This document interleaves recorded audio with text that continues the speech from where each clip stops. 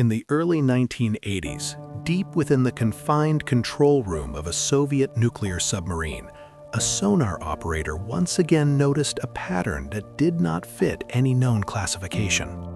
The signal was not new in the strict sense. Contacts like this had been reported before, but what made it unsettling was its persistence over time.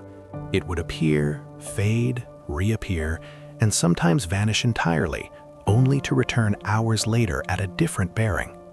Each reemergence forced the crew to restart their tracking process, as if they were chasing something that refused to remain in one place long enough to be understood. For the operators, this was not just an acoustic puzzle. It was a constant reminder that beneath the ocean's surface, there were objects capable of operating beyond their ability to maintain reliable contact. In the context of Cold War naval operations, this kind of uncertainty was not an anomaly. It was an expected, yet deeply concerning, limitations of their detection capabilities. The Korean Demilitarized Zone, known simply as the DMZ, was one of the most tense and dangerous frontiers in the world. Established after the Korean War, it was never meant to be a place of peace, but rather a controlled pause between two opposing forces that remained technically at war. Stretching across the Korean peninsula, the DMZ was lined with guard posts, surveillance positions, and soldiers who operated under strict protocols, fully aware that any action could be interpreted as a provocation. The Joint Security Area, located within this zone, was one of the few places where forces from both sides stood in close proximity, often just meters apart. It was here that tension was not just present, but constant, shaping every interaction and every decision made on the ground. In such an environment, visibility was not a minor detail, it was a necessity. Observation posts relied on clear lines of sight to monitor activity, detect movement, and maintain situational awareness in a region where uncertainty could quickly turn into danger. When a large poplar tree began obstructing the view between key positions, it became more than a natural obstacle. It became a strategic issue. The decision to trim the tree was not unusual, nor was it intended to provoke a response.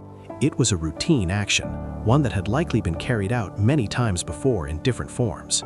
But in the DMZ, routine was always fragile, and the potential for escalation was never far away. On August 18, 1976, a small team from the United Nations Command, accompanied by American officers and South Korean personnel, entered the Joint Security Area to carry out the task.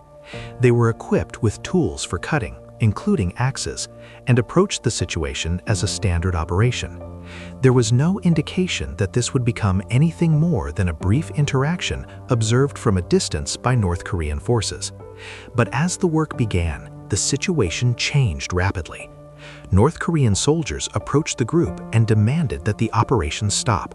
What followed was not a negotiation nor a prolonged standoff. It escalated quickly, violently, and without warning. Armed with the very tools that had been brought for the task, the North Korean soldiers launched an attack. The sudden shift from routine activity to brutal violence caught the team off guard, leaving little time to react. In the chaos that followed, 2 American officers were killed and several others were injured. The incident was shocking, not only because of its violence, but because of how quickly it had unfolded. What had started as a simple act of maintenance had become an international crisis within moments. The DMZ, already one of the most sensitive regions in the world, had once again proven how fragile stability could be. News of the incident reached command quickly, and the gravity of the situation became immediately clear. This was not just an isolated act of aggression. It was a direct challenge, one that required a response. But the nature of that response was critical. The United States could not afford to react impulsively, nor could it ignore what had happened. Any decision carried weight, not just in the immediate region, but within the broader context of the Cold War. The risk of escalation was real, and the consequences of miscalculation could extend far beyond the Korean peninsula. Military and political leaders now faced a complex challenge: A direct retaliatory strike might satisfy the need for immediate justice, but it could also trigger a chain reaction that would be difficult to contain. On the other hand, a passive response could weaken credibility and invite further aggression. The solution needed to exist between these extremes. It needed to demonstrate strength without provoking war, to restore control without escalating the conflict, and to send a message that would be understood not only by those directly involved, but by any observer watching from a distance. From this challenge emerged a plan that was both simple in objective and complex in execution. The tree still needed to be cut, but this time the operation would be carried out under entirely different conditions. It would no longer be a routine task performed by a small team. It would become a carefully orchestrated demonstration of power, designed to show exactly what the United States was capable of, without crossing the threshold into open conflict. This plan would come to be known as Operation Paul Bunyan.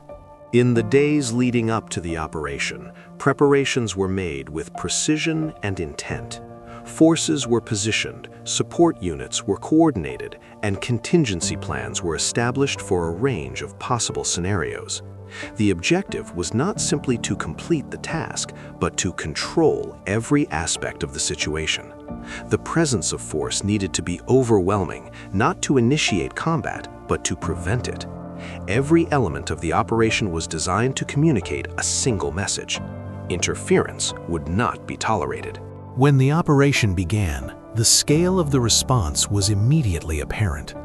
What had once been a small team with basic equipment was now accompanied by a large and highly visible military presence. Troops were deployed in significant numbers, armored vehicles were positioned strategically, and helicopters moved overhead, maintaining constant surveillance. Fighter aircraft were placed on standby, and additional forces were prepared to respond if necessary. The entire operation was conducted with a level of coordination that left no doubt about its purpose. As the engineers moved in to carry out their task, they did so under the protection of this overwhelming presence. The contrast with the previous incident was unmistakable. The same location, the same objective, but a completely different environment. North Korean forces were present, observing the operation from a distance, fully aware of what was taking place. But this time, there was no interference. The risk had not disappeared, but it had been managed, controlled, and neutralized through the clear demonstration of strength. The tree was cut down quickly and efficiently. The operation proceeded exactly as planned, without escalation, without confrontation, and without a single shot being fired. What had once triggered violence was now completed in silence, under conditions that made the outcome inevitable. The message had been delivered, not through words, but through action. In the aftermath, the significance of Operation Paul Bunyan became clear. It was not just about completing a task or responding to an incident. It was about demonstrating how power could be applied with precision, achieving a strategic objective without triggering the consequences of open conflict. It showed that strength, when used effectively, could stabilize a situation rather than escalate it. More importantly, it reinforced a broader principle that defined much of the Cold War. The balance between action and restraint was delicate, and success often depended on understanding not just what to do, but how to do it. In this case, the United States had found that balance, delivering a response that was both firm and controlled, powerful and measured. In the end, the tree was no longer there, but what remained was something far more significant. A clear example of how calculated action could shape outcomes in one of the most tense environments in the world. A moment where presence replaced conflict, and where a message was delivered without the need for escalation. And for those who witnessed it, and for those who would later study it, Operation Paul Bunyan stood as a reminder that sometimes the most powerful move is not the one that starts a fight, but the one that makes it unnecessary.